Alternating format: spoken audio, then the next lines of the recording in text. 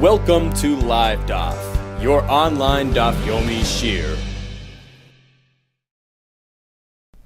Shalom Aleichem and welcome back to today's Daf Yomi Shabbos Daf Ayin Beis. We're at the last line of Daf Ayin Aleph, Amud Beis. Says the Gemara, Omar Ula, Leman de Omar, Asham Vadai lo yiboya yedi'ah batchila. Now we know there are several forms of korban asham. There's an asham tali, there's an asham vadai. An asham tali means if somebody has a suffix, an uncertainty whether or not he did a chet, he transgressed a sin which carries with it a penalty of karis, or if done b'shagi inadvertently, has a kapara of a chatos. So one of those averis, where a person is uncertain of whether he committed those averis, he brings an asham tali. The asham tali is a temporary kapara until he actually knows, he discovers that he actually did that avera or didn't do it. Now, the asham tali is only mechaper, only atones temporarily. But once he becomes aware of the avera, he has a yedi'ah, an actual knowledge that he did the chet. For instance, he ate the forbidden fast, the chaylev, which is one of those averis that carries the einish of kares if done b'mezid. He needs to bring a carbon. If he did a b'shoigeg, in that case, he needs to bring an asham tali. If he has a suffix, uncertainty regarding that avera. Now, once he brings that asham tali, afterwards, if he discovers that he indeed did the avera, he needs to bring another carbon, a carbon chatas. Now, the yedi'ah, the knowledge, the actual awareness of the fact that he transgressed that avera, he did that isser of achilas chaylev, is a requirement, a prerequisite for the carbon chatas. He cannot simply bring a carbon chatas on the tzad, on the possibility that he did the avera. He can only bring the chatas if he actually has a yedi'ah, an absolute definite knowledge and awareness, recognition that he did the avera. So that's regarding an asham tali. An asham tali is something which will bring at the point of uncertainty, but when he actually finds out that he committed that avera, he needs to bring another carbon, a carbon chatas. Now, of course, the asham tali is brought when he's still at the point of uncertainty. He has a suffix. What about an asham vadai? This is a different form of asham, which is brought for other types of averas. For instance, there's an asham me'ilos if one has makes use of something which belongs to hegdish. He has unauthorized hana, use of something which belongs to hegdish. He needs to bring an asham me'ilos. Or there's an asham gzelos, an asham shivcha charufa. A shivcha charufa is this maidservant who is, some say she's partially freed already, and she was designated for to mate with an eved ivri. This was the Jewish slave. So this shivcha charufa has a specific type of carbon. If one does an avera with her, he has relations with her, he brings a carbon asham. Now these forms of asham, the asham me'ilos for unauthorized use of hegdish, and the asham shivcha charufa, these are regarded as asham vadai.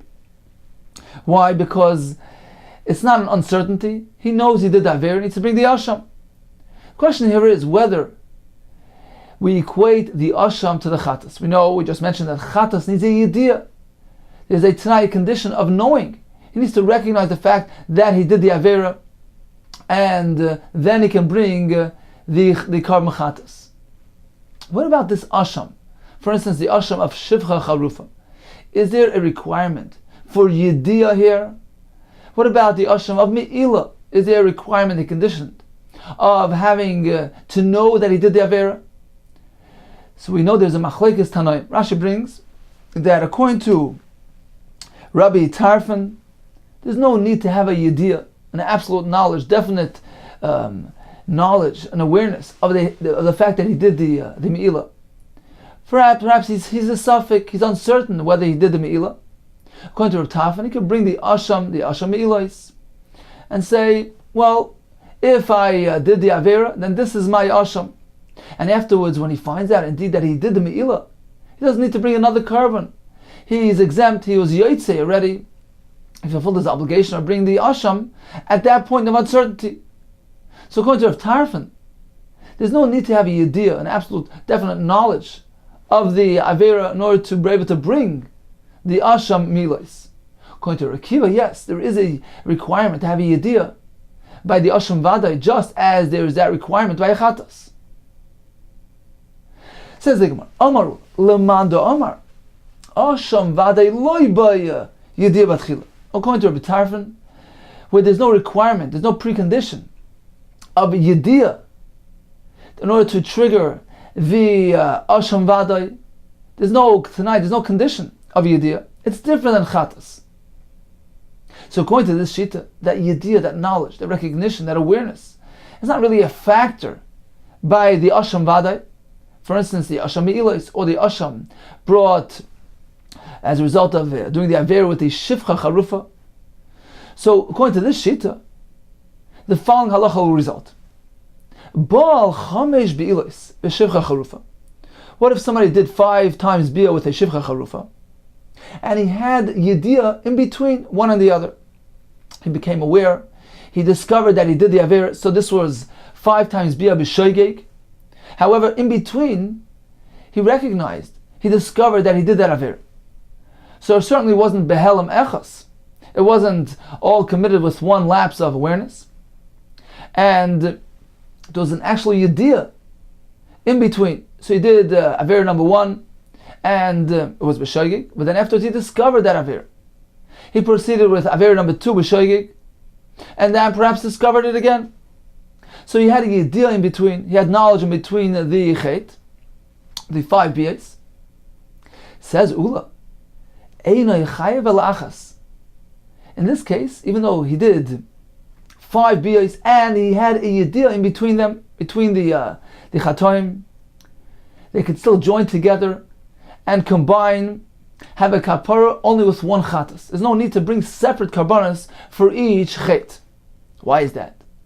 Don't we know that yedi'ah is amachalak? We learned yesterday, Daf Ayin Aleph, that if one knows, he becomes aware, he recognizes that he did the avera, that separates the things. That gives each chet, each maisa, its own uniqueness, its own liability, according to Rabbi Yochanan. We learned that yesterday. So why over here do we say that even according to Rabbi Yochanan, there won't be any need to separate the karbanis? He can bring one carbon for all the averis. The answer is very simple. We're talking about an asham vadai. It's different than a chatas. By a chatas, yedi'ah, recognition, awareness, is a crucial factor of the bringing of the chatas. It's a requirement. He needs to know before he brings the chatas. Yedi'ah is a very important aspect, and therefore the yedi'ah in that case affects the chi of the liability. And if there's a yedi'ah in between, according to Rabbi Yochanan, once he knows, he discovers that the fact that he ate, for instance, the first kazayas, so he discovers that, and only later discovers that he ate the second kazayas. Reichel maintains he needs to be 2 separate karbanis, because the yedi'ah is machalak. The yedi'ah has the power to separate.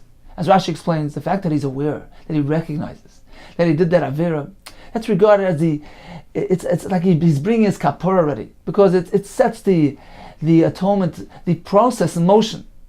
It's like he's already bringing his carbon, and therefore that designates, that separates, that establishes that each chet will have its own carbon. You can't anymore join and combine them after he's become aware of the first chet. You can't anymore add another chet to it and include it in that kapara. So this is by a chatas. However, here by asham, we are following the shita, which holds that asham vadei lo yibaya yedi'ah. The yedi'ah factor is not reckoned with. It's irrelevant. In this case, the yedi'ah is not chashav. It's not significant. So even if he had an actual discovery in between these averis, he discovered that he did the avera, we don't say the yedi'ah is a mechalak. The yedi'ah separates the averis. He can still go ahead and combine, be mitzaref all the averis together, all the chatoim, into one chatas, into one asham in this case. Continues the Gemara. Maskefel Rav Amnun. If you're going to say that we can include all of them into one asham, el me'ata, if so, Baal, what happens if he does bia? The Bach takes out the next 2 words. Baal behifresh carbon. He designates a carbon asham for the chet with the shivcha charufa. V'amar, and he exclaims, Hamtinuli, wait for me, don't be makar that korban, until I do another biyah b'shogeg. Are you going to say in this case, hachinami, in this case as well, then echayv al achas, that he can include everything into the same korban? Amar lei. So Ula told him, certainly not. That's very different. Masa de lacha hafrasha kamras. You're speaking about after he already was mafresh, and then he wants to do a maisa afterwards. That certainly cannot connect. It can't be mitzaref into the korban. Masa de achar hafrasha, regarding a masa, a chet, a biyah with the shivcha harufa, which takes place after the hafrasha of the asham. Loi kamina, I never went that far. Loi kamina, certainly I don't say, I will not hold that this can be included in the same korban. Once he's mafresh the korban for the first chet, that's designated for that chet. It becomes separate. It becomes established as a unique entity on its own. The first chet with its korban, you can't any longer attach and include another chet into that korban. I was speaking about a mere yedi'ah. He did biyah number one, and then he had a yedi'ah that he did that avera. Then he proceeded with another avera. I maintain that the yedi'ah that is interjecting, coming in between the two averas, is not significant. A yedi'ah, knowledge, recognition with regard to asham vada, is insignificant. It's not reckoned with, and it does not have the power to separate the chatoim, and he can merely bring one asham for all the averas. Continues the Gemara. Ki asur Rav Dimi. When Rav Dimi came, he told us another halacha. Omar, he said as follows: Laman de Omar asham vade by yedi'ah batchila. So up to now we follow the shita that holds that asham vade does not require knowledge prior to bringing the korban. What about according to the shita, which Rashi says is the shita of Rabbi Akiva, who holds that asham vade, yes indeed, is very similar to chatas in this fact, in this aspect, that it is by yedi'ah batchila. It needs a yedi'ah, an awareness of the chet, a definite awareness, a definite knowledge that he did that chet, betchila, prior to bringing the korban. So according to this shita, it switches things around. According to this shita, yedi'ah is very, very significant. It is the catalyst for the korban. We reckon with it. And if so, says Rav Dimi, Baal chamesh bi'ilais b'shivcha charufa. If he does 5 biyos with a shivcha charufa, and he had a yedi'ah in between one and the other, chayav al kalachas va'achas, certainly, in this case, he will be chayav a korban for each one, because the yedi'ah separates the averis and establishes each one as a unique entity with its own independent liability. Abaye challenges Rav Dimi. Rav Dimi, it seems to be that he presented this halacha according to all shittas, whether according to Rabbi Yochanan, who holds yedi'os hamachalkos, and it seems that he's presenting this halacha even according to Rish Lakish, who on Daf Ayin Aleph told us the yedi'os are not machalik. Abaye, how can you maintain that this halacha will apply to Rav Yochanan and Rish Lakish as well? Harei chatas the ba'inan yedi'ah batchila. If we find that by chatas, where certainly over there a yedi'ah is a prerequisite. It's a precondition to the liability. He only brings a chatas when he knows definitely that he did the aver, when he recognizes, when he has that yedi'ah. So yedi'ah there is significant and is reckoned with. Upligi, Rav Yochanan, Rav Shimon Lakish. We had a machlekes on Daf Ayin Aleph between Rav Yochanan, who maintains the yedi'ahs are machalkos, yedi'ahs separate, according to Shimon Lakish, knowledge does not separate. So how come over here do you propose? You seem to propose that according to all shittas, according to Rav Yochanan and Rish Lakish together, a yedi'ah does affects chiluk. It makes a chiluk. It separates the averis by shivcha charufa. Ishtik. So he remained silent. He didn't respond. Amalei. So Abaye responded to him. Perhaps we can interpret what you were saying as follows. Perhaps what you meant to say is Dilma. Perhaps you're speaking about a case where he has already designated a korban, in this case an asham, for the first chet with the shivcha charufa. So he did the chet, he discovered the chet, he was mafresh an asham, and now he proceeded by repeating that chet again. Once there was already a hafrasha, he designated a korban, you could not anymore join and combine another chet into that kapar, into that korban. Perhaps that's what you meant to say. And indeed, This is like Rav Nuna just told us before, that Hafrasha separates, Hafrasha designates, Hafrasha is that cutoff point, which doesn't allow any more combinations. You can't anymore include the next chet once you already mafresh that carbon. And this, indeed, is acceptable upon all. Rabbi Yochanan and Rish Lakish will both agree that once you will mafresh, that's already the end point. You cannot anymore join, combine, add another chet into that hafrasha, into that kapara. So is that what you meant to say? Amarle in, yes, indeed, that is how things are meant to be. This is the real version of the halacha. It seems like that's what he meant to begin with. He simply meant to say that once you mafresh it, you cannot anymore include any subsequent chatoim. Continues the Gemara. Ki also Ravin, when Ravin came, Omar, he presented the following formula. He said like this: Hakol moedem b'shifra charufa. All, meaning Rav Yochanan and Rish Lakish will both agree regarding a specific case by shifra charufa. This is the first part of his formula. V'hakol moedem b'shifra charufa. There's another case where all will agree as well. The Gemara soon will elaborate and explain what this means. So this was the second factor in his teaching. And the third factor was umachleikes b'shifra charufa. There's actually a case by shifra charufa where the machlekes of Rabbi Yochanan and Rish Lakish will apply. Says the Gemara as follows: Hakol moedem b'shifra charufa. All agree in a specific case of shifra charufa, they nechayav ela achas, that they need only bring one asham for all the sins, for all the chatoim, even though there was a yedi'ah in between. There was discovery, there was knowledge in between those averos. How come all agree? How come even Rabbi Yochanan in this case will agree that the knowledge, the yedi'ahs, don't affect any separation? Keda'ula. This is the shita of Ula. This is the case of Ula, meaning if we are following the shita, the opinion that holds that a yedi'ah is not a requirement by an asham vadai, so indeed, according to that opinion, the yedi'ah doesn't affect any change, doesn't influence things, and he can simply bring one carbon for all averos.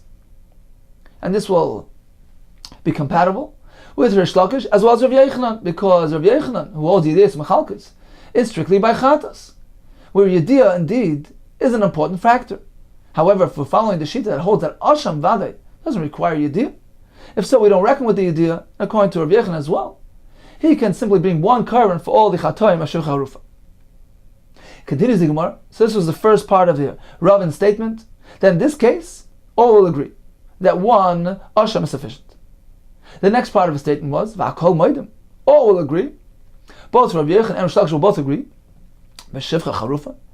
In another case, another scenario regarding a transgression with a shifcha charufa, in that case, all will agree the chayav ankol achas v'achas. He needs to bring a separate carbon for each chet. How is that? How is that possible? Rav Nuna. This is the scenario presented by Rav Nuna when he was already mafresh a asham for chet number one. Now he cannot any longer add the second transgression, second avera, and include it in the kapara. And even Rish Lakish will agree. Once he did that afrasha, it's too late. And finally, what is the third halacha? Umachleikes b'shivcha charufa. When, in what case, in what scenario, what circumstance will there be a machlekes? Where Rav Yochanan will maintain that the yedi'ah is amachalik, the knowledge separates, the awareness, the recognition, splits the averis, and requires each one to have its own kapara. Whereas Rish Lakish maintains that no, yedi'ahs do not affect that chiluk. He can still bring one carbon for all. When is this machlekes apply? Umachlekes b'shivcha charufa. What scenario? According to the shita that holds that even an asham vadai needs to have that yedi'ah, that recognition, that definite awareness of the fact that he did that chet. So according to this shita, we see that yedi'ah, knowledge, awareness, is an important factor with regard to the carbon asham. So according to this shita, if he did 5 averes with the shifcha charufa and had a yedi'ah in between, a yedi'ah interjecting between the averis, now we will have that machlekes the Rabbi Yochanan, Rav Shimon Lakish. according to Rabbi Yehuda, yedi'ah amachalkes, and require him to bring a separate carbon asham, one per avera. According to Rabbi Shimon Lakish, that is not the case. Yedi'ah are not machalik, and he can bring one asham. He merely brings one carbon, one kapara, for all the averas with the shivcha charufa. So in summary, we concluded with a formula with regard to shivcha charufa, where he did several averas with the shivcha charufa and had a yedi'ah in between one aver and the other. The Gemara concluded with the following formula. There is a case where all will agree that only one carbon is brought, one carbon asham, and that is according to the Shita that holds that asham vadai does not require yedi'ah. A person can bring an asham vadai even without definite knowledge that he committed that aver, and therefore we see that yedi'ah here is not something that we need to reckon with. And therefore the yedi'ah that comes in between the averis does not separate those averis, and at the end of the 5 you can bring merely one carbon. According to the Shita that holds asham vadai by yedi'ah requires a yedi'ah. He cannot bring an asham vadai unless he absolutely knows for sure that he did the aver. So we see that according to this Shita, yedi'ah plays a role. It's something significant. It's something to be reckoned with.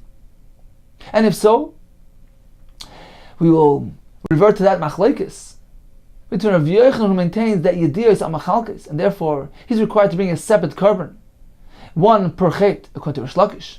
Yedi'ah is not machalik, and therefore he only brings one carbon for all averis. The third case would be that he was already mafresh, an asham. He already designated an asham for the first chet, and then proceeded with another chet. All will agree in this case that the afrasha is machalik. The afrasha establishes that uniqueness with regard to the first chet. He is established as his own independent entity, and he cannot any longer add any more to include it into this kapar. Continues the Gemara. Itmar, we learned as follows.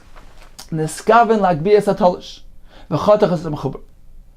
We know that there is mezid, a deliberate aver, this shaygig, inadvertent, unaware. The Gemara presents us with a case where a person will do a malacha and he'll be patur, completely exempt. We don't regard it as a mezid, nor do we regard it as a shaygig. Says the Gemara, neskaven lagbias atalish. If one simply intended to lift, to pick up an item, a detached item, not connected to the ground, but as a result of this effort to pick up this item, it was an innocent attempt at picking up an item. For instance, Rashi says there was a knife that fell into the vegetable patch, so he extended his hand to try to get the knife out. And what happened? As a result of that effort, he cut off something from the ground. Potter. He's totally exempt, he's potter. Why is that? Let's take a look at Rashi. Rashi on top of the Amud, Niskaven lagbias atolish, Kigoyin, for instance, the nafal sakin the barugas hayorik, a knife fell into the vegetable patch. V'niskaven lagbiyah, he extended his hand with the intention of the kavanah to merely lift the knife. And what happened? V'chatach hasamechuber. He ended up cutting off something from the ground. Potter is potter. The Ichsiv asher chata ba. The pasuk says he's only chayiv when he is chata ba. He transgresses in her. What does that mean? V'darshina bekrisis. And the Gemara makes a drasha. Prat lemis asik. V'chata ba means he needs to have some sort of deliberateness, some sort of intention, kavana here. Except prat, we exempt, we rule out. Mis asik b'davar achar. He was preoccupied. He was busy with something else, entirely different thing. He was involved in a maisa, which was totally unrelated to this aver. Pratlam is asek b'davar acher. He was involved and preoccupied with something else. V'asa davazeh, and somehow resulted in him doing this avera. That is called misasek, and he's potter. It's not a shaygig, says Rashi. V'shaygig hechidami. What then is called a shaygig? Going, for instance, he intended on doing this ma'aseh, on doing this act, but he was unaware. This savar shenayim Shabbos. He thought today wasn't Shabbos. He figured this malacha is mutar. For instance, he picks the tomato off the patch. He's doing the ma'aseh malacha. He fully intends. He has kavanah. He has a machshava. he plans to do this Maisa, which is a Malacha. Why is he called a Shogeg? Because he's unaware perhaps that today is Shabbos. He's unaware of the fact that this is called a Malacha, which is Asur on Shabbos. In that case, this is a Shogeg. Because he was busy with this. He was occupied with this Maisa, not with something else. However, in our case, he wasn't involved in this act of Malacha. He was involved in doing an act which is unrelated to Malacha. He's merely trying to pick up this knife.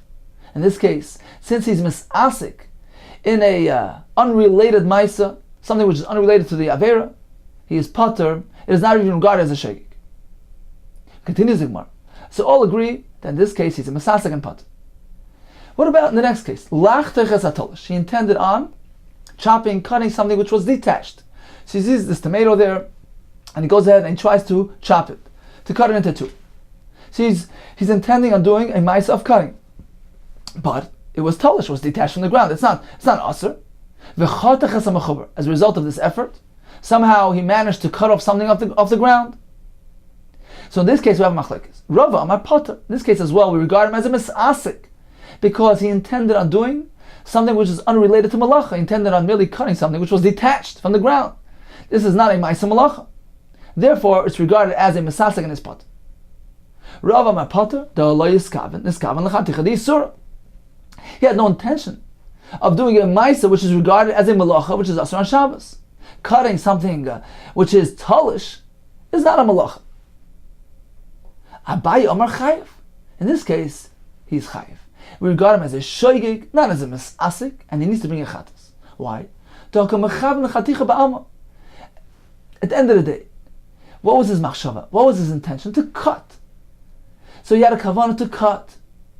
So although his machshava was to cut something detached from the ground, something talish, nevertheless, the fact that he intended on cutting, and he indeed cut something off the ground, we regard the intention as it relates, as it connects to the malacha.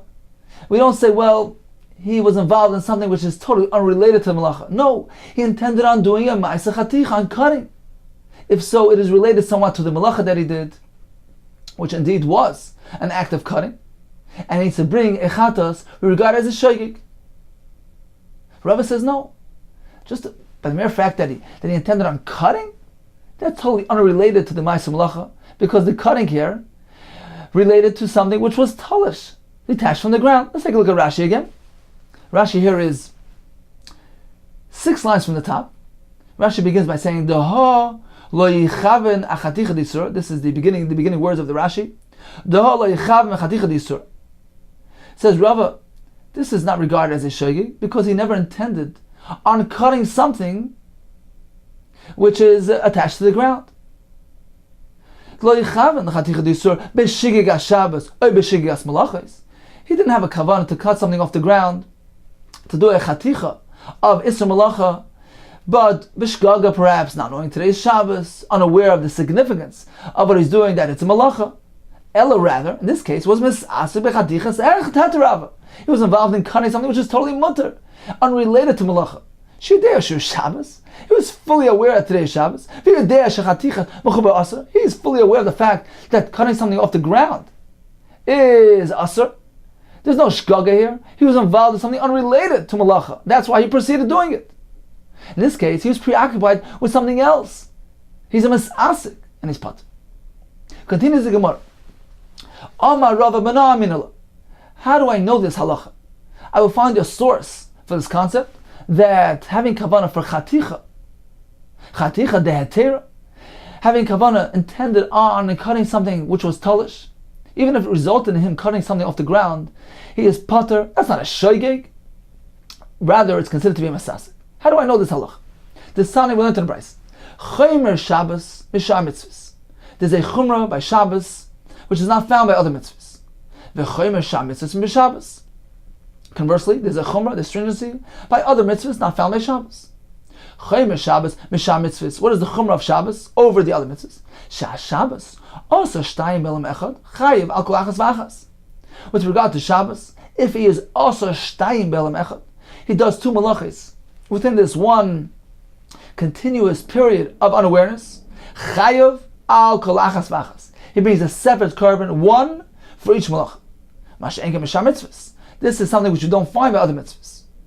So this is the chumrah by Shabbos, unlike other mitzvahs. The Gemara soon will elaborate and detail the meaning of these halachas. That's the first clause of the Brisa, the chumrah of Shabbos. V'chomer sham mitzvahs min b'Shabbos.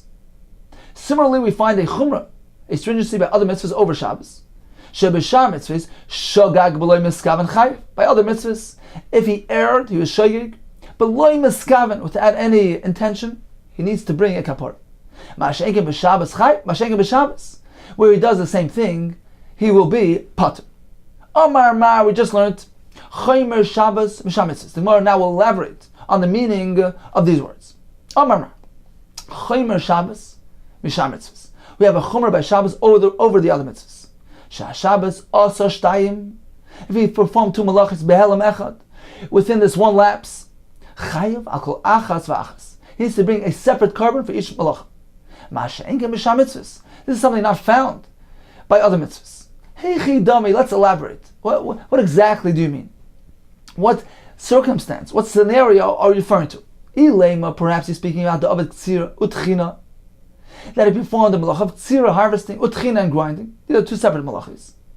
And you're telling me that if he did these two malachis, these two distinct labors, these two distinct separate forms of forbidden acts on Shabbos, although he did it behelam echad, within this one lapse of awareness, he did Ktsira b'shgaga, continued to Tchina b'shgaga, and only afterwards discovered the fact that he did the Ktsira and the Tchina. Now, halacha is, he needs to bring a separate korban. So this is a chumrah, which you will find by Shabbos, over other mitzvahs. The kavasaga b'shar mitzvahs, let's elaborate. Let's now explore what's going to be the halacha with the same type of scenario by other mitzvahs. The kavasaga b'shar mitzvahs. Now, a similar situation by other mitzvahs would be, for instance, achal chelav adam. A person eats chelav and eats dam. These are two different types of isurim. Although he does them behelam echad, you're going to tell me that he needs to bring only one korban for both. This is the chumrah that Shabbos has above and beyond the other mitzvahs. Shabbos needs two, other mitzvahs only need one. Says the Gemara, but that's not so. In both cases, in Shabbos as well as by the chelav adam, this will result in two liabilities, two karbanis. In this case, he needs two. He's chayiv two. In this case as well, he needs two. So there's no contrast between Shabbos and other mitzvahs. Ella, rather, this is what the Brisa means to say. Shar mitzvahs d'lo mechayiv ela chada. What is an example of other mitzvahs where even though he repeats the avera, it would only result in one chiyuv? Hey chidami, what is that? The ochal chelav v'chelav. If he eats chelav and he repeats that again, he eats another chelav. So there are two the same type of isurim, and since they were done behelam echad, he's only going to bring one korban. So this is unique to other isurim, unlike Shabbos. Whereas by Shabbos he would have to bring two. Is that so? The kavasaga by Shabbos. What is a parallel scenario by Shabbos, paralleling this chelav v'chelav behelam echad? What is a parallel situation? The Avad Ktsira Ktsira. If he does Ktsira and repeats it again, so he does the same melacha twice, of course behelam echad, and you maintain that this is a chumrah. There is a stringency by Shabbos that this will result in two liability and two chiyuvim. So even though he does the Ktsira and Ktsira again, it's the same melacha, he needs to bring two chatois. Whereas by other karbanos, it is sufficient that he brings one when he repeats the same issa twice.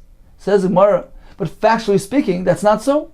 Here he only brings one, and here he only brings one. There's no difference in halacha, in this case, between Shabbos and other mitzvahs. In all areas, the halacha will be the same. If one repeats the same isser or the same halacha twice, behelam echad, it only results in one chiyuv. So there's no contrast between Shabbos and other mitzvahs. Says the Gemara, L'olam, okay, certainly, in reality, we have to go back to the first scenario. The Avad Ktsira Tchina. the halacha that we're referring to by Shabbos is he did two types of malachas: ktsira, harvesting, and tchina. He did them both be'elam echad, and he brings two chatois as a result, because there are two malachas. So this indeed is a chumrah that we find by Shabbos over elsewhere. Now, what is elsewhere? Umayi, what does the brisa mean? Umayi ma she'en k'mishar mitzvahs. That this is a stringency applying by Shabbos, which doesn't apply to other mitzvahs. What are the other mitzvahs that we're referring to? It can't be referring to chel v'dam, as we already negated. Rather, says the Gemara, Umay ma she'en k'mishar mitzvahs avodah zarah. We're referring to the surim of avodah zarah. Ukderav ami, Damar Ami Rami Toras. Ziveach, if a person performs all different variations of servicing the idol of the Avodah Zarah, for instance, Ziveach, he slaughters, Vikiter, he burns, Venisech, he pours the wine. So he does all these different forms, variations of Avodah Zarah. Behaloma achas, but he did them all together in one helim. Eino chayev, ela achas. Although these are distinct forms of Avodah Zarah, there's the Ziveach, there's the Kiter, there's the Niseach. It's irrelevant. Avodah Zarah doesn't have these chilukim. They're all regarded as Avodah Zarah, and there's no chiluk chatois. They don't have their own unique identity and liabilities. We regard all these different forms of worshipping the idol as one Avodah Zarah, and therefore he only brings one chatas for all these forms of Avodah Zarah. So this indeed is a pshat in the brisa. There's a chumrah that Shabbos has over Avodah Zarah, because on Shabbos, if one does two malachis, even if it's behelim echad, he needs to bring two karbanis. Whereas by Avodah Zarah, even if he performs these various forms of Avodah Zarah, if it is behelim echad, he only brings one carbon. Okay, so you understand the first portion of the brisa, the chumrah that Shabbos has over Avodah Zarah. Now let's proceed to the second part of the brisa. But my ukimta, have you established? How did you interpret the brisa of Avodah Zarah? That the term shar mitzvahs related in the brisa is actually referring to Avodah Zarah. If so, ema seifa. Let's drop down to the latter portion of the brisa. Chaymer b'shar mitzvahs. The brisa tells us there's a chumrah by other mitzvahs over Shabbos. What is the chumrah? Sheb'shar mitzvahs shogag b'lo miskaven chay. By other mitzvahs, when he erred below miskaven, without intention, he is chayiv. Masha'enkin by Shabbos. By Shabbos, if he did the shgaga without kavana, he is patur. Let's analyze what this means.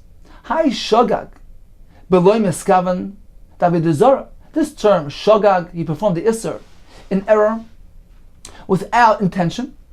With regard to Avodah Zarah, hey chidami, what exactly, specifically are we speaking about? Ilema, perhaps we're speaking about a case where he had no intention of doing Avodah Zarah. So that's the pshat in shogag b'lei miskaven. He erred by doing something which was unrelated to an act of Avodah Zarah. For instance, Kosover Beis HaKnesses. So he was standing in a church in Beis Avodah Zarah, and he figured, in his mind he's thinking, I'm standing in a Beis HaKnesses. So he thought he was in a Beis HaKnesses. V'ishtachvala, and he bowed to it. What does it mean, ishtachvala? He bowed to the master of the Beis HaKnesses, which is the Hashem, who rests his shechinah in the Beis HaKnesses. So, in fact, he wasn't standing in the Beis HaKnesses, he was standing in Beis Avodah Zarah.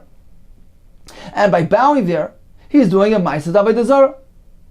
So is that the case where you will tell me that the shogeg b'lei miskaven Avodah Zarah, he is chayiv? That can't be so. Harilu b'la shamayim. His heart is totally directed to Hashem, meaning he never even did a ma'aseh Avodah Zarah. It's not that he did a ma'aseh Avodah Zarah. He worshipped an idol. He bowed to the Avodah Zarah, but it was by mistake. It was inadvertent. He intended to do something else. No, in this case, he did no Avodah Zarah, period. He was bowing to Hashem. So certainly there's no room for chiyuv here. Ve'ela, rather, the case must be the Chazian Darta. He saw this bust of the Tzuras HaMelech. They used to make the statue of the king for the kavod of the Melech. So he saw this tzura, this bust, v'sogidla, and he bowed down to the statue. Says the Gemara, what was the circumstance? What was going on in his mind? Hey chidam, What are we speaking about? If he accepted the statue on himself as a god, mezadu. He's deliberately doing Avodah Zarah. That's not shagag, that's not loy miskaven.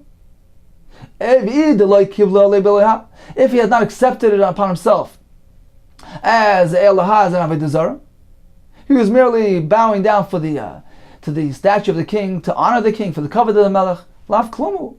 Once again, he's doing nothing wrong. He's not doing Avodah Zarah. Ella, rather, the case must be me'ava u'miyira. He's bowing down to an actual Avodah Zarah, to an actual idol, but he's doing it for ulterior motives. He's doing it me'ava, out of love for somebody. He wants to please somebody that he likes. Or me'yira, out of fear of somebody. So he's afraid of somebody, and as a result of that, he follows the instructions and he bows to Avodah Zarah. So this is a case of shagag b'lo miskaven, which means that he erred. He thought that it's mutter to do this, but it was lo miskaven. His real intention was he didn't really want to do this Avodah Zarah. He was doing it to please somebody out of fear. So indeed, the Brisa tells us he is chayav, and this is in contrast to Shabbos, where he will be potter. Says the Gemara, this works well according to Abai, the Amar Chayiv, who holds that if one is mishtach v'Avodah Zarah out of love or fear, he's chayiv. Ela l'Rav Amar Potter. However, according to Rav, who maintains that one who is oved Avodah Zarah out of love or fear, he is exempt. If we don't really regard it as Avodah Zarah, he's potter. If so, Michael Meimar, how are we going to interpret the Brisa, which tells us that there's a chiyuv? Ella, rather, the Brisa is speaking about a different scenario. Ba'aymer mutter, one who he's aymer mutter, he doesn't even have the concept of Avodah Zarah. He's not even aware of the issue of Avodah Zarah. Nevertheless, he needs to bring a korban, and this indeed is a chumrah, a stringency found by Avodah Zarah, which is not found by Shabbos. Says the Gemara, is that the case? Masha'enkin b'Shabbos, the potter legamra. Is that so that by Shabbos, in this type of situation, where one is totally unaware of the concept of Shabbos, he's completely potter? But we know that not to be so. Ad kan loy boy minei Rav and Rav Nachman. We had earlier in the Gemara a question that Rav asked Rav Nachman. This was in Daf Yomi Shabbos.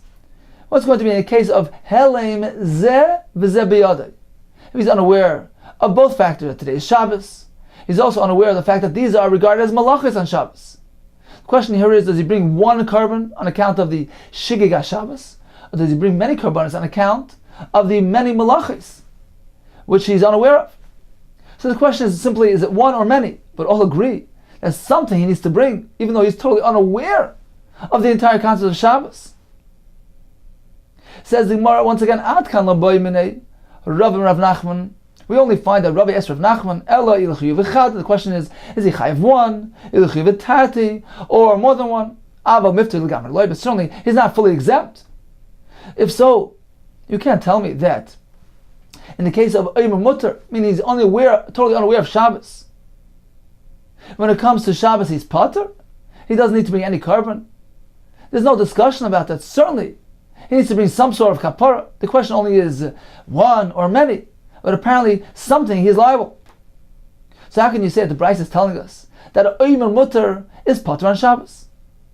Says the Gemara, okay, so you must reinterpret the Brisa. Ella lav, it must be that we must split the Brisa into two. There's the Reisha, which told us that Shabbos has a chumrah over Avodah Zarah. That indeed was a contrast, a parallel between Shabbos and Avodah Zarah. The Seifa of the Brisa, which tells us that other mitzvahs have an advantage over Shabbos, that's not referring to Avodah Zarah. It's referring to other things. Let's see. Ela lava must be Reisha ba'akum. The first part of the Brisa is referring to Avodah Zarah. The Seifa b'shar mitzvahs. The Seifa, which tells us that other mitzvahs have an advantage over Shabbos, it's referring to other mitzvahs, not Avodah Zarah. Says the Gemara will explain as follows. What is an example of the Seifa? The Seifa tells us that if one does an Avera, Shagag, he erred, below miskaven, without intending to do this Maisa Isser. So when it comes to other mitzvahs, there's a Chumrah, and he's Chayiv. As opposed to Shabbos, we are in this similar type of situation. In a parallel scenario, he will be Pat. Says, what is an example of this case? Once again, V'shagag b'lei miskaven. Bishar mitzvahs heichidami. What is an example of a shogag beloy miskaven, where by other mitzvahs he's chayiv, and by Shabbos he's pot. Heichidami, the sover, the shuman uva'achlei. He takes a look at a piece of fat. He thinks it's shuman.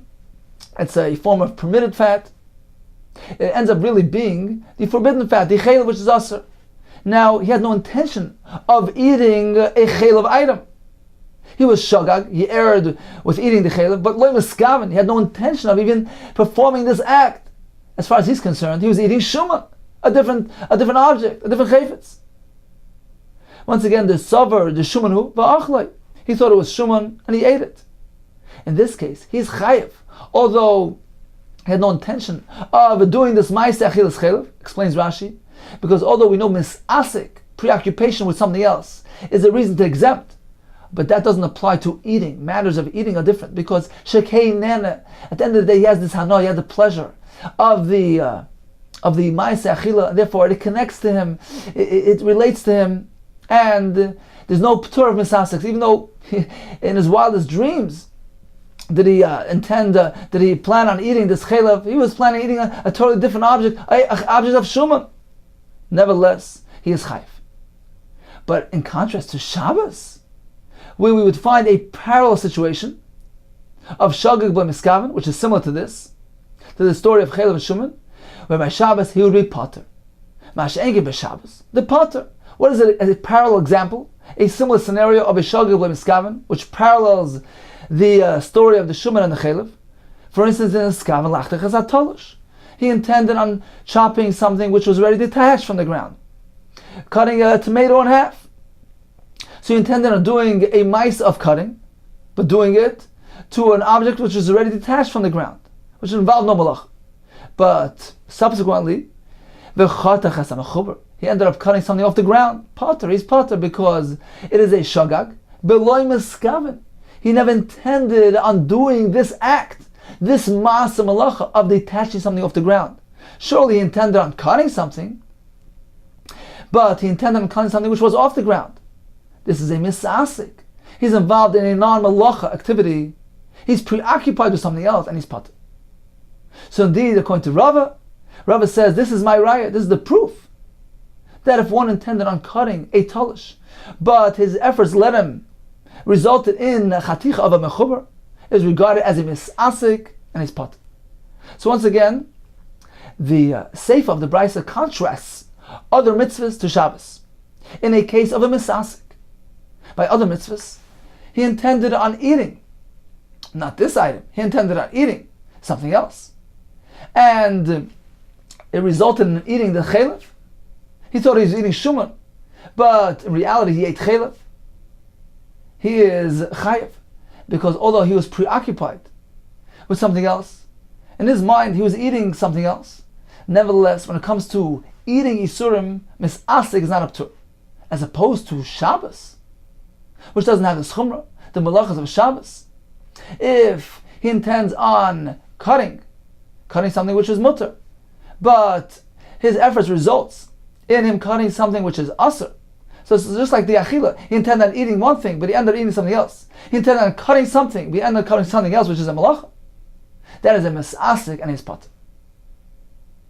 Says Abaye, no. In this case, we intended on doing a chaticha, a mice of cutting, even though he intended on cutting item A, and his efforts resulted in cutting item B. That is close enough. They relate to each other. He intended on doing a masa chaticha. That is not misasik. He's not involved or preoccupied with an activity which is totally unrelated to the malacha. He intended on cutting, and he ended up cutting. In this case, Abaye maintains it's not a misasik and he's chayiv. He's a shoygig. So Abaye interprets the brisa differently. The brisa which contrasts other mitzvahs to Shabbos, by a case of shogag b'lei miskaven, that by other mitzvahs is chayiv, Shabbos is potter, says Abaye, the scenario is a bit different. The brisa is speaking about a real miskaven. Let's see inside. V'Abaye shogag b'lei miskaven heichidam.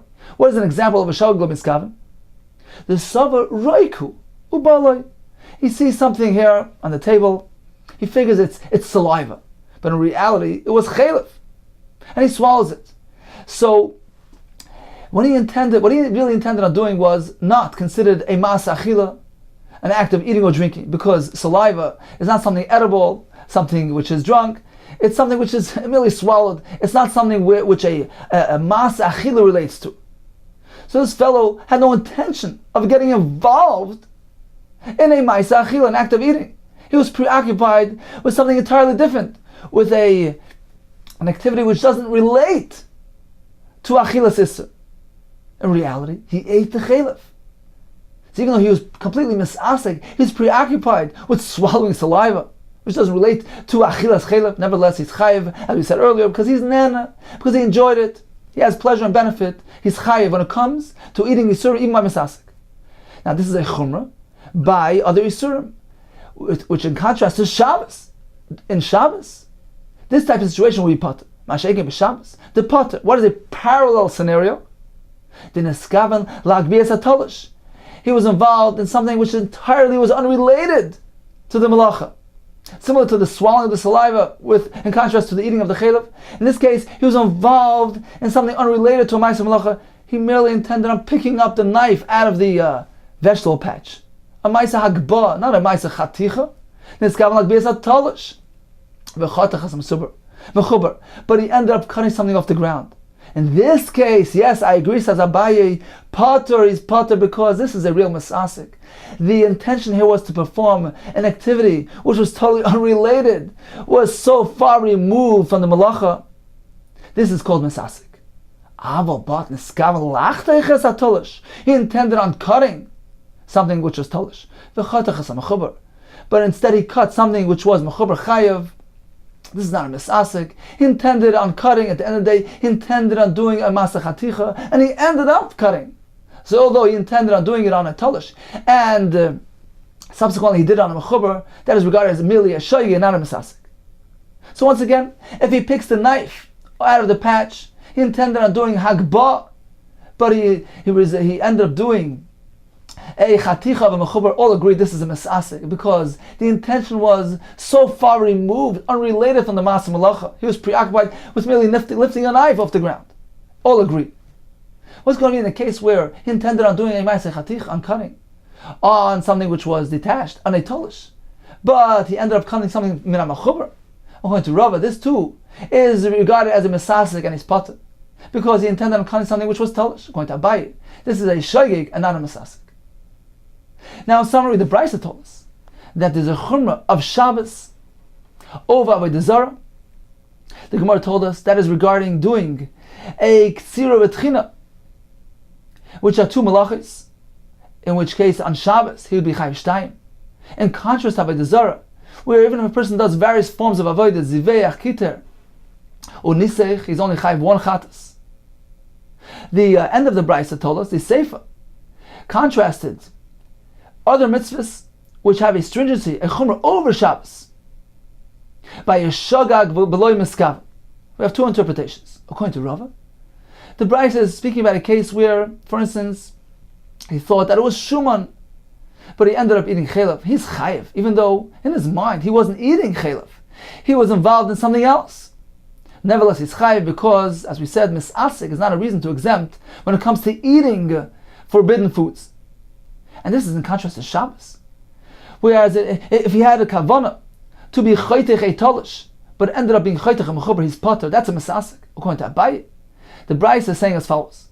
If he thought this was merely saliva, and he intended on swallowing it, he did not intend on doing any ma'aseh achila shtir, but he ended up really eating this chalif, he's chayiv.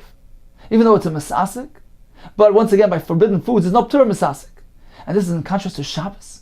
If he had a kavanah to really pick the knife out of the vegetable patch, a ma'aseh hagba, which is totally unrelated to a malacha, but he ended up really cutting something off the ground, that's a misasik, and he's potter. Okay, time for a brief chazara on today's daf. We began with the halacha of the averos done with a shifcha charufa, where there is a yedi'ah, an awareness that interjected between those averos. The Gemara concluded, according to the Mount Amar, that Asham Vadai Loi Bai Yedi'ah, knowledge is not a factor, not something to reckon with. In that case, he certainly only brings one Asham for all the Averos combined. According to the Shita, that Asham Bai Yedi'ah, Yedi'ah is something to be reckoned with. According to Rabbi Yochanan, the yedi'ah is mechalik. He needs to bring separate karbanos. According to Rish Lakish, one for all averos combined. If he was already mafresh a carbon for one of the averos, all agree that it cannot include any more averos into that kapar. We proceeded with the halacha misasik, preoccupation. If one was preoccupied with an unrelated activity which resulted somehow in a malacha, he's pater. Now, for example, if he intended on lifting a knife out of the vegetable patch, all will agree that's called misasik, and he's pater, even if it resulted in him cutting something off the ground. What about in the case where he intended on cutting something which was detached, but he ended up cutting something off the ground? According to Rava, that is also regarded as misasik, because he intended on doing something unrelated to a malacha. According to Abaye, he's not misasik, because at the end of the day he intended on cutting something, and he did cut something. Therefore, it's not a misasik, but rather it's regarded as a shoygig, and needs to bring a carbon chatas.